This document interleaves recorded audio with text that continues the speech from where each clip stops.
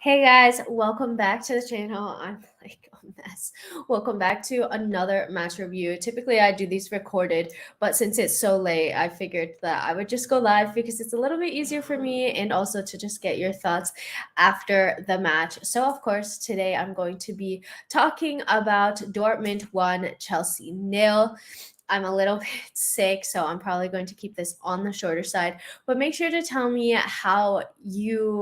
what you thought about the game, what you thought about the players, um, just your overall reactions. I know that we lost, but honestly, I feel like there's a lot of positives to draw from this game. So I'm just going to get into everything that I noticed. So first, ref has a couple of early yellow cards for James, Thiago Silva. I didn't understand it, especially Thiago Silva. I felt that there was nothing that he could do. Felt that Dortmund dominated the game in the first 25 minutes or so, but then Chelsea started to really gain some domination. Joao Felix had a lot of very good opportunities. He had a chance at an open net around the 30-minute mark. Definitely expected him to score that. Then he hit the bar right after that. You're just like, he did all the hard stuff and then hits the bar. You're just like, oh my God, we could have gone up by then. Reece James had a really good free kick that tested the goalkeeper. He also had a really good strike around the 60-minute mark that Mudryk kept the ball alive and did really well to do so. And Reece James had a proper good strike. Then Joao Felix hit the post again. And from that corner, somehow we concede from that corner. And it's a real shame because I felt that Chelsea were so incredibly dominant, especially I felt that Dortmund were more dominant in the first half up until the 30-ish minute mark. And then Chelsea in the second half just seemed to come out swinging. And we really had chance after chance, but just couldn't put the ball in the back of the net. And that's what's so frustrating because I felt that we created so many opportunities. And looking at the starting 11, I feel that Graham Potter picked a good team. It makes sense. You have Reece James and Ben Chilwell who are back starting together for the first time since AC Milan. So I was personally pumped about this because I think that they provide our team just so much dynamism going forward, so much creativity in attack. They're good in defense. They're strong defenders. They're fast. They link up well with other players. They both have good strikes on them as well. And I think we absolutely dominated AC Milan at Stamford Bridge and at the San Siro, partly because both of those two are on the pitch. And I think that they just give us so much. So I thought that that was really good. Obviously, it was expected that Koulibaly would come back into the game since Badiashile couldn't be registered for the Champions League. Really unfortunate for him. Looking at the midfield, Enzo, Ruben Loftus-Cheek. I have a feeling that we saw Ruben Loftus-Cheek versus West Ham to give him the minutes for this game. Mason Mount benched again. You see Hakim Ziyech start, Kai Havertz start, Mikhailo Mudryk start as well. Joao Felix start. So overall, I think that this made sense. I didn't see any surprises. Chelsea didn't have a striker because Aubameyang was deregistered from the Champions League in order to make room for Mudryk, Enzo, and Joao Felix. But other than that, I don't like the starting 11 made sense. And the thing that gets me is that I just feel that Graham Potter sets this team up really well. I have no complaints about how Graham Potter set up the team, about what we saw in the game. I thought that we played really well. And then, of course, we concede just as the stadium's getting quiet. It's a crazy stadium to play at. The fans are like the 12th man. And then they start going again. And that's what's really frustrating because we were on the front foot and then we somehow conceded.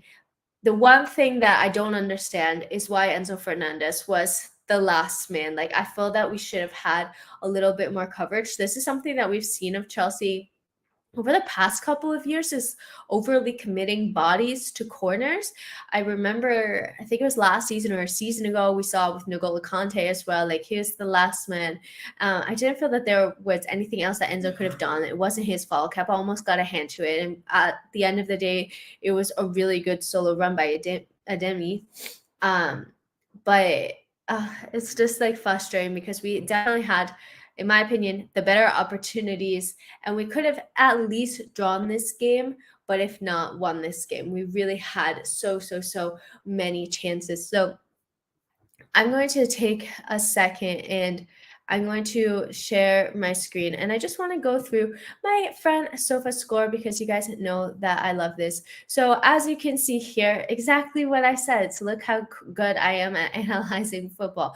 Borussia Dortmund were more potent in the first half, but then look at all of this Chelsea dominance in the second half. And that's just so frustrating to see. And then looking at the stats here, Borussia Dortmund expected goals 1.41, Chelsea 2.13. We had 2.13 expected goals. Could not put the ball in the back of the net. 48% possession to 52, pretty even. We had 21 shots. We had 8 shots on target. I think that this is one of our highest games with shots on target in a long time. 8 shots on target, 7 shots off target, 6 block shots, 10 corners, two big chances missed, hit the woodwork once. I just felt that we had so many good opportunities, and I don't really pay attention to player ratings so much. Like this rates Joao Felix as a 6.6. I thought that he was one of the best players on the pitch. Kepa didn't have a whole lot to do. Thought that the defense looked solid. I find it interesting that it rates like Thiago Silva and Koulibaly much higher because I thought that Reece James and Mitchell actually provided a lot, and Reece James had a couple of really good opportunities. I thought that Enzo was good. I thought that Ruben Loftus-Cheek. I saw some people on Twitter saying that he was losing the ball a lot. I didn't see that. I thought that he was progressing the ball quite nicely. There was one point where he made run forward, which reminded me of the Ruben of like 2018, 2019. I thought Hakim Ziyech was okay. He put a couple of balls in, a bit of a mixed bag of performance. I thought Joao Felix was very good. I don't know why he would be rated a 6.6. I thought Mudryk was okay, could work on the first touch a bit, but you could see him causing problems, and you could see his pace causing problems. He also had a really good ball through. I don't remember who it was to. I think it was to Ben Chilwell, and he saw the pass, and so we're starting to see that. And as soon as they get more time together, they're going to get an understanding. They're going to get a chemistry together. And this has Kai Havertz as a 7.7. I thought he was okay. I thought that the attack broke down a little bit. He had a couple of opportunities that maybe he could have done a bit better with. And I feel that he might be just lacking a little bit of confidence at the moment, but hopefully he can get a goal and it will get sorted. I thought he looked better than he has been in the past, and I think like part of that is just combining with Joao Felix, combining with Mudryk. Like they're creating a lot, and so Kai also has more to go off of as well. So I'm just gonna look at player statistics. And let's look at attack, for example. So Enzo had 2 shots on target, 1 shot off target, Reece James as well.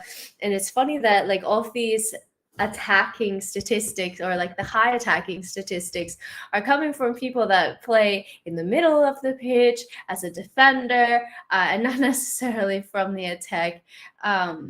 But Joao Felix hit the woodwork once, had 2 chances missed. He could have done a bit better. Just he has the capability. It's just like, so close. So Dortmund dominating clearances because we were attacking them. Koulibaly 4 clearances. Same with Thiago Silva, had a good game in defense, in my opinion. 2 block shots apiece, interceptions. Ruben Loftus-Cheek tied for first with the most tackles and dribbled past Julian Brown 5 times, Hakim Ziyech 4, and Enzo Fernandez 3. Let's take a look at passing. So Enzo, most accurate passer, 90%. I think that is super interesting, super key. Koulibaly maybe making a bit safer passes. Thiago Silva is a fantastic passer. He does a lot of long balls as well. Yeah, look at this, 5 long balls. 2. Enzo having 75% of his long balls, really great. So overall, I think that it's a good performance by Chelsea, and that's why it's frustrating because it was a good performance. If this stays 0-0, we would be like, oh, okay, we're seeing signs of improvement. Like it was just one moment of individual brilliance that separated Dortmund from Chelsea. And Chelsea were so close to creating that individual brilliance. It was just one of those games where you just felt that it wasn't coming off, that we had so many opportunities and we had all the chances to put the game in, like to finish the game off. We just didn't take it. So when that happens, it just feels like luck is kind of going against your side. But we had so many opportunities, and I think that's something that I want to drill. Like, there's nothing that Graham Potter can do with putting the ball in the back of the net. Like at the end of the day, the players have to do that. They're the ones that have to be more clinical. But we saw some really positive building blocks. I thought the defense looked good. I thought Reece James and Ben Chilwell looked good. I thought the attack is looking a lot better. Joao Felix in particular. I think that we need to do everything that we can to try to sign this guy in the summer, because I think that he's just brilliant. And I think that he's really being a difference.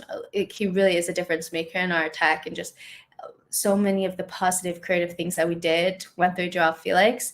And I don't know, I'm not so bummed about this match. I know that we could have had a better game. We obviously could have won. We could have drawn. Yeah, okay. It's only the first leg. Still have to go play at Stamford Bridge. Maybe I'll be at that match. I'm hoping to be there. Let's see. But Chelsea do well under this type of pressure, and they literally just need one goal, and we'll be right back in the game, tied. It's not like we've gotten completely mauled over here at Dortmund. It's a very difficult stadium to go to, and I did think that it was a good performance. So I'm going to take a look at your comments. I hope to God that they're not too negative. I'm too tired. Hi, everybody. Thanks so much for joining. If you like this stream, make sure to like it and sub to the channel. Please, please, please, please sub to the channel. And I don't know how many subs I have now. I think I reached 13,000. I'm just checking quickly because I don't remember if it was 12 or 13. 13.1. So thank you so much for that. That really means a lot. Question here. Do you think there could have been better tactics or formations? I don't. I really don't think that there is anything that could have been different. Like, you look at even the substitutions, like they made sense. Ben Chilwell fell to the floor. My heart was racing when this happened. He's still coming back, so I don't think that he could play a full 90. So it just makes sense that you bring Cucurella on. Makes sense that you bring Mason Mount on, Mudryk as well, still trying to get full fitness.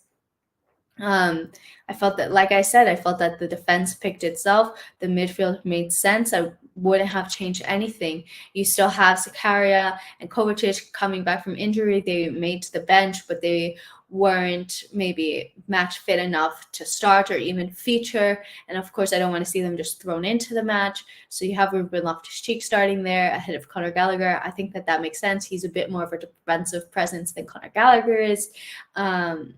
Take Mason Mount out of the firing line a bit. I thought Hakim Ziyech was pretty good. He had his moments. Kai Havertz had a couple of moments. Maybe he's the one that underwhelmed me the most, but I couldn't look at that team and said, hey, I would put this player instead of that player. Like, I think that it made total sense. And like I said, there's only so much that you can do to coach them to put the ball in the back of the net. Yeah, I do think that a loss is a harsh result, honestly, because I feel like Chelsea were even like slightly better than Dortmund, and that's not being. You guys know that I'm rational and that I'm not going to just be like, oh, Chelsea's the best. Like, Dortmund did play better in this first half, but they didn't really create so much. They didn't really test Kepa. They really had their first big opportunity where they scored from it. So I do think that a draw would be at least a bit more representative of the match. And I feel like a loss was very harsh for Chelsea, because I do think that we played better than what that storyline indicates. Sid said, I still believe we can go through because we played well today. I love the optimism, Sid. Thank you so much. I do as well. Honestly, like I said, it's just one goal. You just have to score one goal and then game on. And especially now, since there's no away goals rule, we are really in a good position, because if we didn't have any away goals, then we would be a bit in a worse position, of course, not having scored. But the fact that there's no away goals and it's just going to go to penalties if it's tied, then we just need to score one at home. We've shown today that we have what it takes to score. Oh, my puppy's coming back from a walk, so he might come try to find me. Let's see what he does. Um, the block says last year we lost 1-0 to Juve, then won 4-0 at home. Great point. Chelsea tend to do well when their backs are against the wall for whatever reason. We like being the underdogs. And we put in these performances. I think back to Real Madrid, where we lost 3-1 at the Bridge, and then we went on to win it at the Bernabeu 3-2 and just didn't go through because of goal difference on not goal difference. We didn't go through on aggregate, but still we put in one of the performances of our lifetimes at the Bernabeu. So I think there's nothing to lose. We're still every much in the game. It's just one goal. If it was 2 goals, then you start thinking, okay, it's a little bit harder. Like Dortmund kind of have the upper hand here, but it's only 1 goal, so we still have a chance to come back from this. Yes, Philip, love the optimism.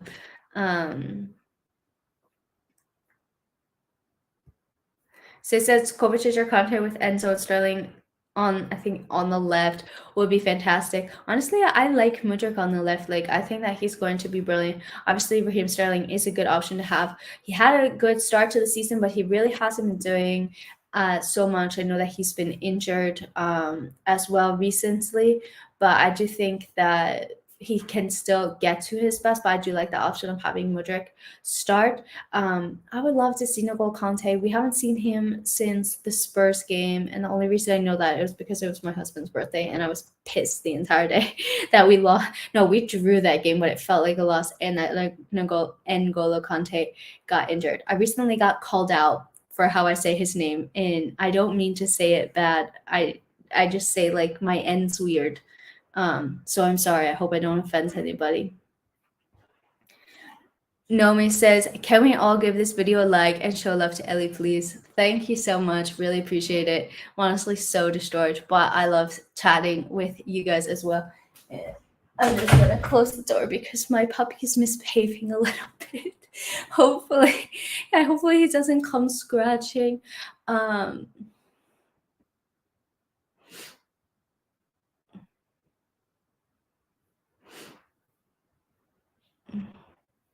I'm just looking at your comments. Terry says, I seriously hate I seriously hate having only one man back during corners. Yeah, I don't understand that. I don't know if it's like a go all in thing.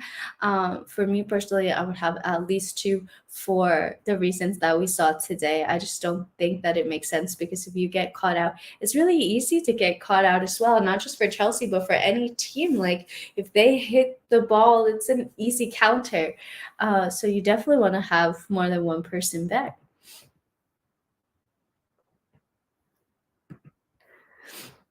Any other day, we would have pound hit this Dortmund team. It just wasn't our day today up the Chelsea. Yeah, I honestly feel that on another day, you have those opportunities to go through. And I don't know if your stream showed that goal. I think it was the Koulibaly chance. I think he was the one that made that strike where the goal was like a smidge not over the line. It's like those are the fine margins that define a game and basically define wins and losses, because you had that one, you had a Joao Felix basically open net that he missed, you had another 2 Joao Felix opportunities that he was really, really close, you had Reece James, I think it was a free kick, then you have Reece James take a shot, then you have Enzo Fernandez with a shot that was curling. Like their keeper was just ridiculous, he was on fire.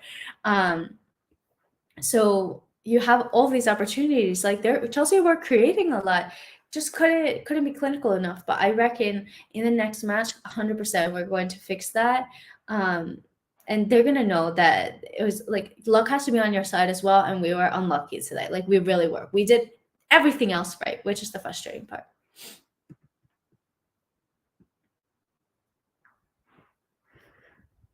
But Philo says Chelsea will beat them at home, no problem. I sure hope that you're right.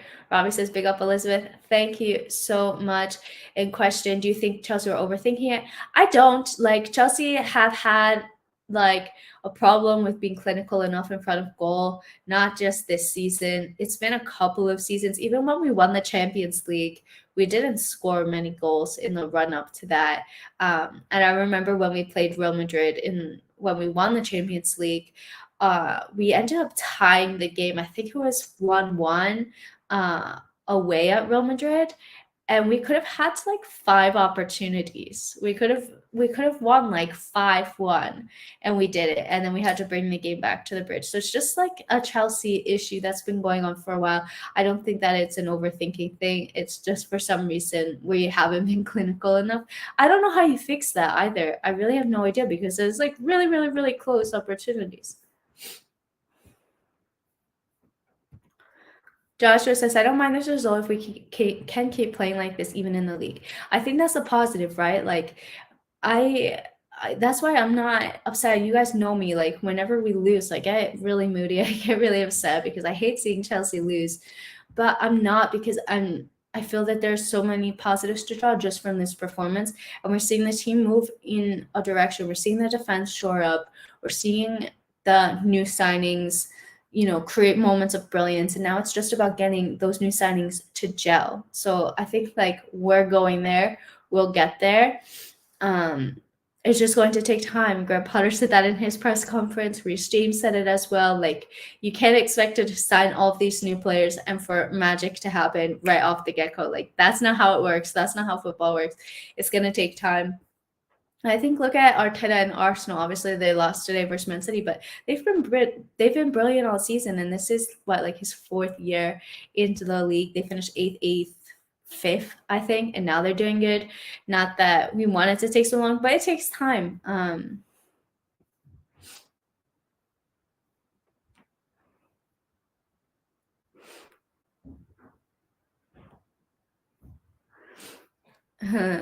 Enzo should partner with Conte. If only N'Golo Conte was fit, honestly, because I think that's exactly the type of profile that Enzo would thrive with. Because Enzo, when I had Adrian on my channel, who's a Benfica fan and obviously knows a lot about Enzo, he said his best position is actually as an 8, and right now he's playing a bit more as a 6. So as an 8, he can get more forward. He can pick out those passes. You can see him switch play, the diagonal crosses. He really has like a creative eye, and he also has a good shot at him, like we've been seeing.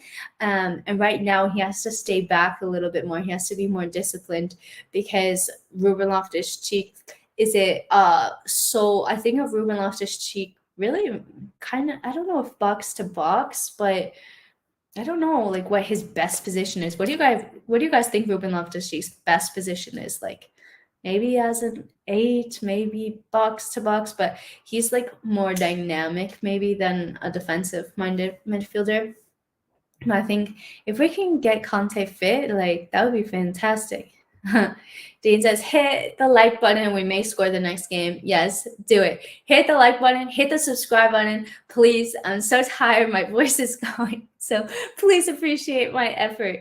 Thank you, Robbie. Really, really appreciate it. Hope that you guys are all enjoying the channel. Life has been a little bit hectic, having a new puppy. He's only with us a week and a half now, so my schedule has completely changed. I'm getting up super early, and I'm taking him for me and my husband are taking him for like a bajillion walks a day. But he's lovely, and he was watching the game with me as well, which is super cute. X-Pac says, at home it will be Dortmund 3, Chelsea 2.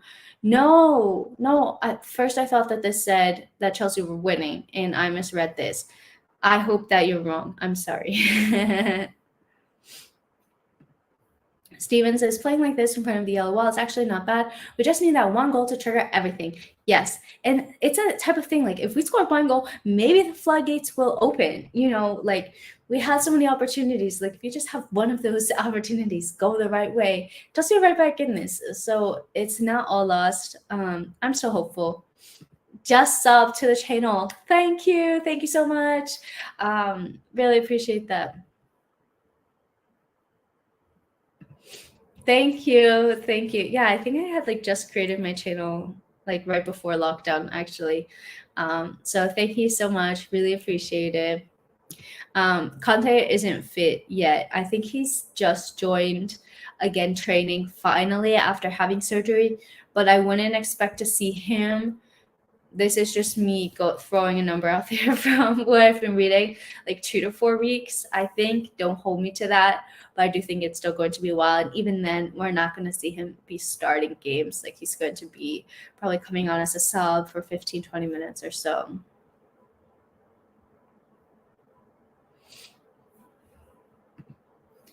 Yeah, he looks like the man. Joao Felix looks like the man who wants to impress Chelsea on his low spell and confirm the move later.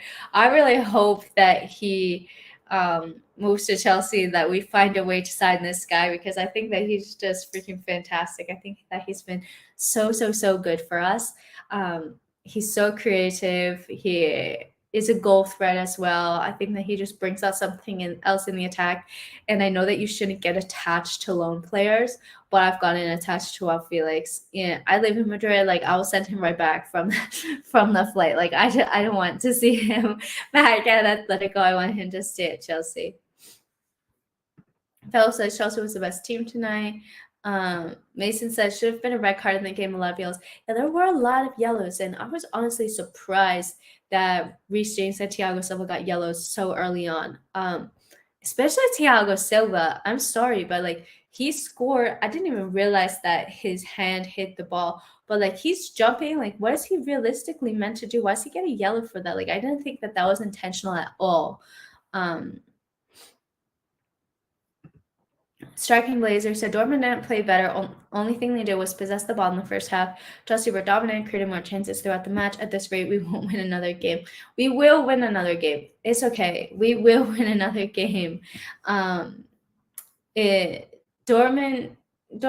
yeah, they did possess better. They didn't have so many chances in the first half, but they're still a really strong team. They had a winning streak of like 6 or 8 games going into this match as well. So it's not like they were in poor form or anything. They're in really good form. Yeah, thank God that away goals don't count anymore. That's good. Stephen asks a super interesting question. He says, hi, Elizabeth.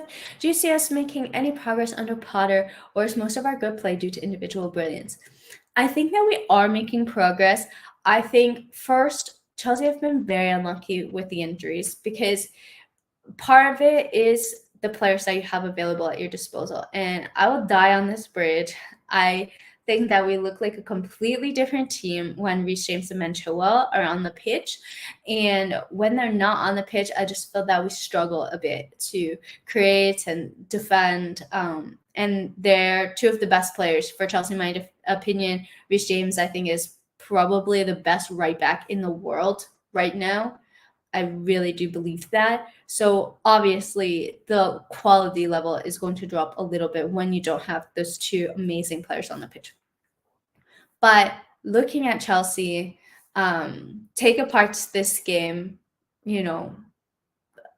4 games in the league played, I think, 3 or 4 games, only 1 goal conceded. 1 goal conceded today, and it was due to absolute freaking individual brilliance.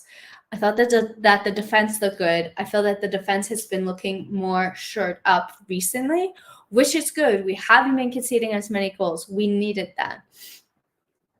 And the attack, we're starting to see bits. But again, we've just had some of these players join. Like Enzo joined January 31st, February 1st. It's been 2 weeks with Enzo Fernandez at Chelsea.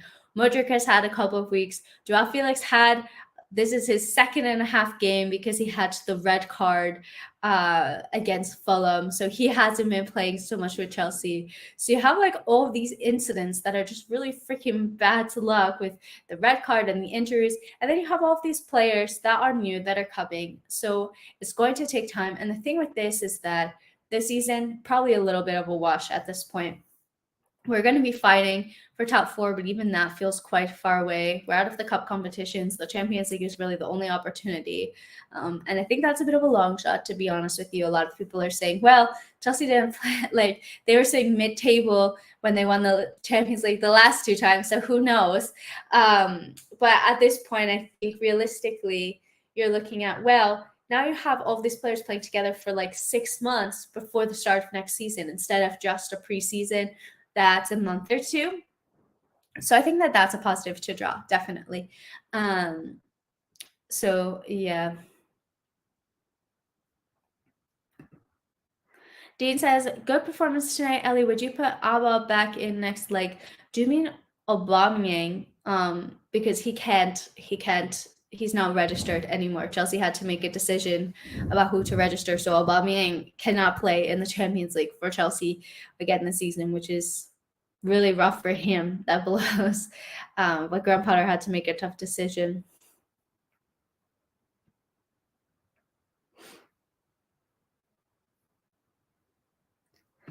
I do have a cold. Yeah, I do. My throat has been killing me yesterday. Today's a little bit better, but I've done a lot of talking because I was on meetings all day with like my day job. And then I hosted a Chelsea Twitter space for Chelsea FC and USA. So that was a lot of talking. And then I was on Chelsea Matchday Live. So that was a lot of talking. And now I have this and I've been talking straight for 30 minutes. And my voice is going a bit and I'm a bit sniffly. I've been sick. Like, I've literally been sick, guys, so many times. This is the third time in 6 weeks. Like, I'm so pissed about it. But I said, I don't care that I'm sick. I don't care that it's late. Like, I need to put a match review up.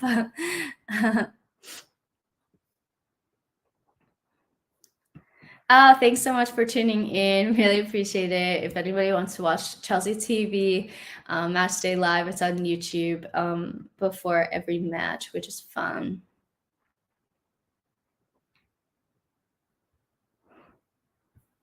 Have a question. Do you think Sterling should start over Mudryk next match? Well, he's not fit enough. So first off, let's see if he's fit. I don't know, to be honest. Like, I think Mudryk had a couple of good opportunities. I think he brings something different to the side.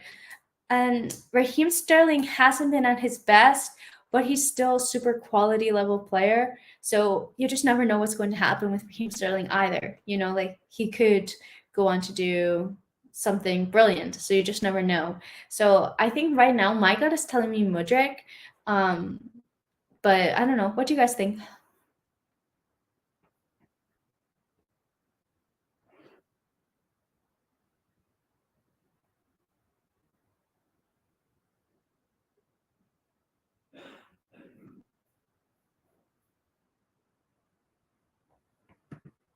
Terry says, as good as performances go, Koulibaly was superb tonight, solid defensively, and almost got the winner as well. Look confident again. Hope it continues.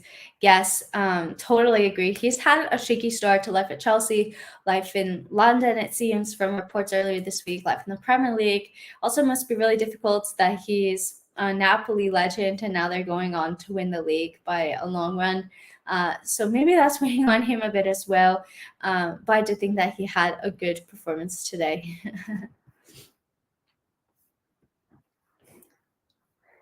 Alrighty.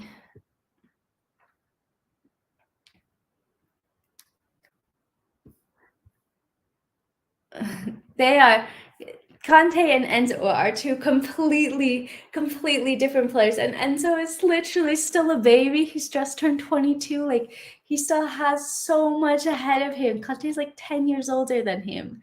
They're completely different profiles, completely different players. But guys, my voice is literally freaking shot at the moment. It's really late. I've been up since like 7 a.m. with the puppy, so I need to get to bed. But I really hope that you guys enjoyed this match review. Even though Chelsea lost, there's still positives to take. If you like this video, drop it a like, please. Sub to the channel. If you're not subbed, please. Let me know what type of content you want. I want to try to get some videos out, but it's been really hard with the pup. So hope that you guys enjoyed this match review. I loved being live and chatting with you guys. Hope that you have a great rest of your day, evening, probably evening, bedtime by the time when you're watching this now. But if you're watching this the next day, have a great rest of your day. And until next time, I'm out. Bye.